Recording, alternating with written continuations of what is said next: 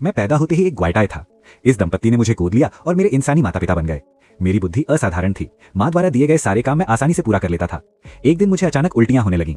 माँ को पता चला कि मैं बीमार हूँ। पिता एक बाल्टी भरकर बर्फ का पानी लाए और उन्होंने मुझे उस बर्फ जैसे ठंडे पानी में डाल दिया। मैं पूरी ताकत से तड़पता रहा, लेकिन उनके सामने मैं बिल्कुल भी विरोध नहीं कर सका।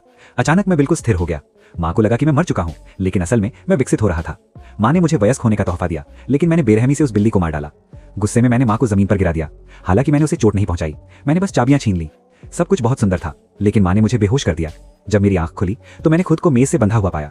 माँ ने मेरे शरीर में एक दवा इंजेक्ट की, फिर उसने कैंची उठाई और मेरी पूंछ काट दी। वो दर्द असहनीय था। पिता ने माँ को रोकने की कोशिश की, लेकिन नाकाम रहे। आखिरकार उन्होंने मुझे कंबल उठाया और मेरी रस्सियां खोल दी, लेकिन मैं बहुत ऊब चुका था, इसलिए मैंने बाहर एक शब्द बना दिया। जैसा सोचा था सबने मुझे ठुकरा दिया। गुस्से में मैंने मेज उलट दी, घर का सारा सामान तोड़ डाला, लेकिन इससे माँ और भी क्रोधित हो गई। जब पिता मेरे लिए मिन्नतें कर रहे थे, मैंने छत की खिड़की तोड़ी और बाहर कूद गया।